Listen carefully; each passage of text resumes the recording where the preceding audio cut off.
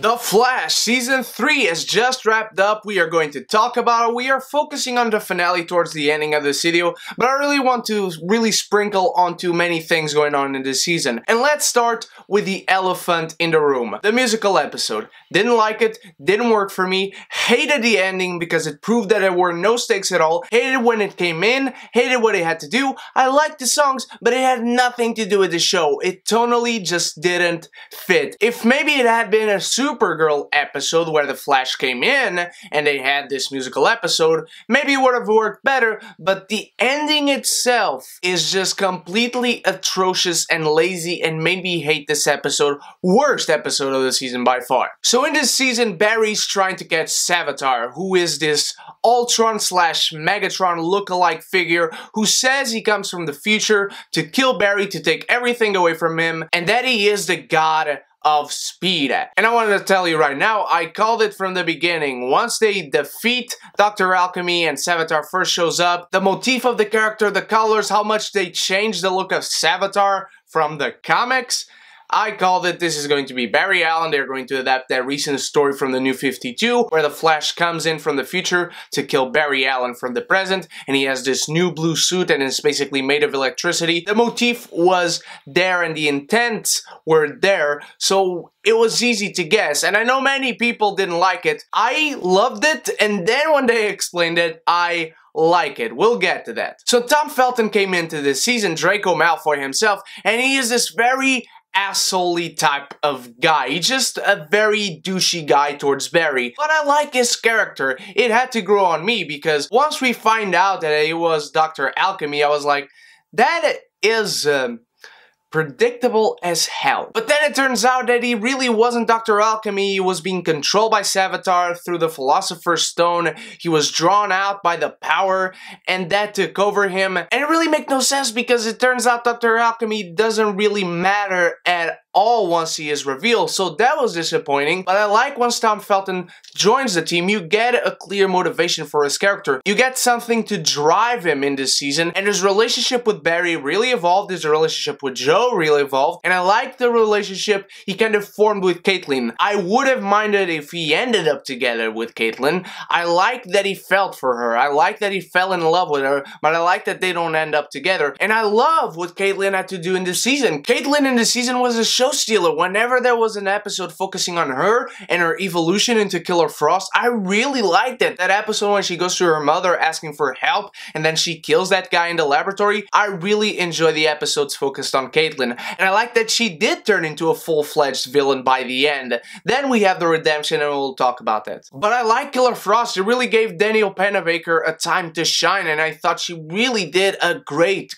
job. You could see that this character was suffering very much inside. She did not want to become this, but then she kind of embraces it because she feels that there is no running away from this, no pun intended, just like Savitar did. That's why Savitar came back, and that's why Barry sometimes, many times in this season in fact, kind of gave up. I thought the episodes with Gorilla Grodd and his invasion of Earth were fantastic. I thought Gorilla Grodd looked great, I thought his gorilla army looked great, and I like always when we see Grodd in this season, Grodd is being very well utilized, and I'm guessing if they don't permanently get rid of him, taking that as you will, if they trap him on another Earth forever, if they do kill him, if they do not get rid of him permanently, I'm thinking Grodd would be a fantastic villain for the final season, for the series finale itself. We'll talk about a series finale and how you should do it a little ahead in this video. One of the best episodes for me was when Barry goes to the future and talks to his future self about finding out who Savitar is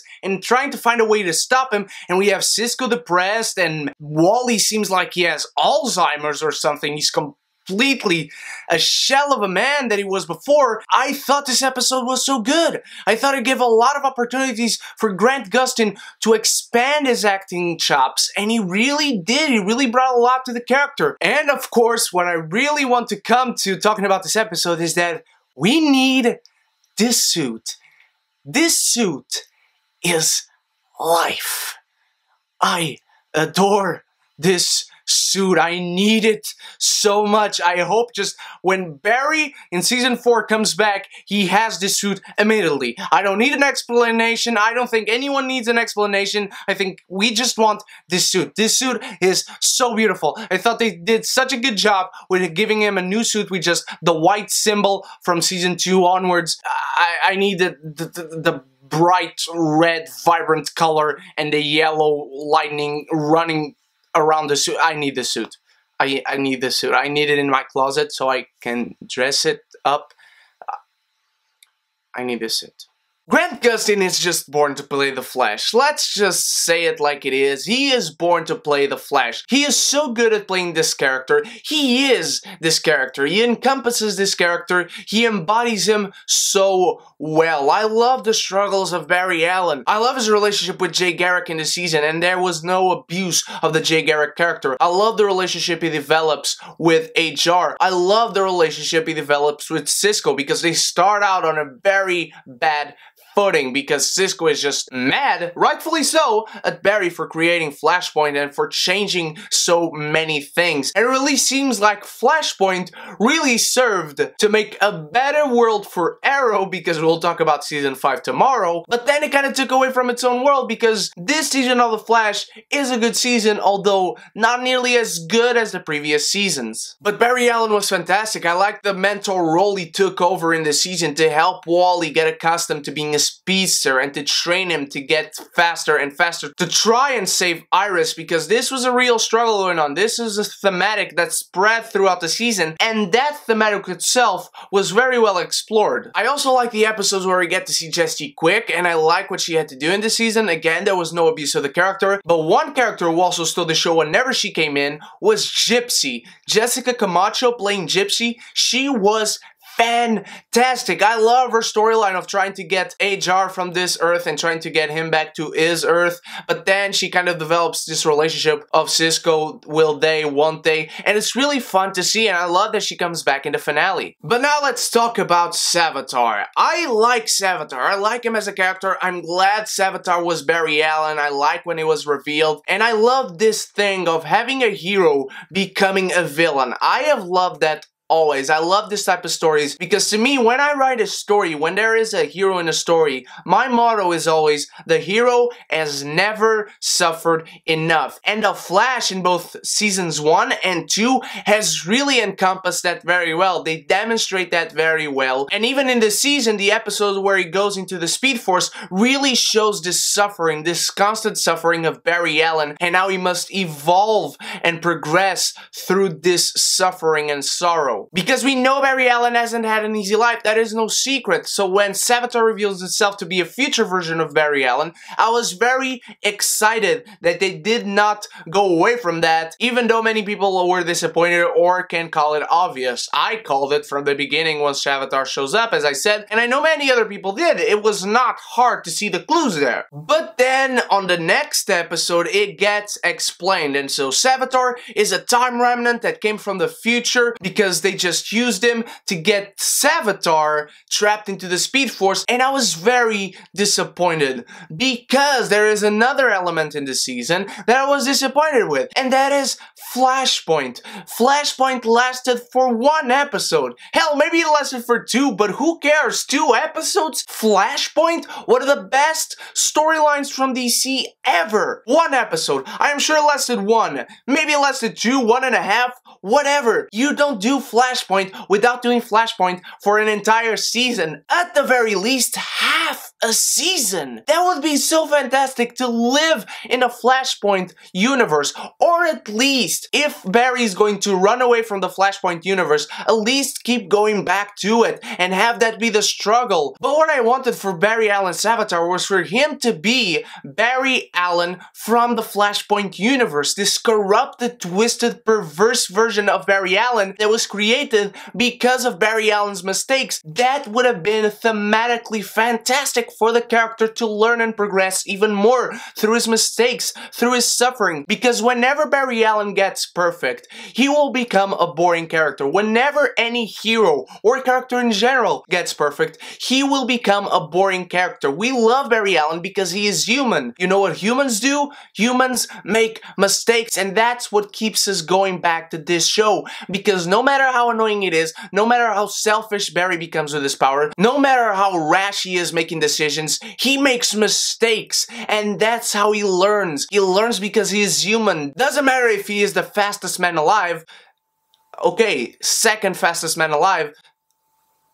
Third fastest man alive.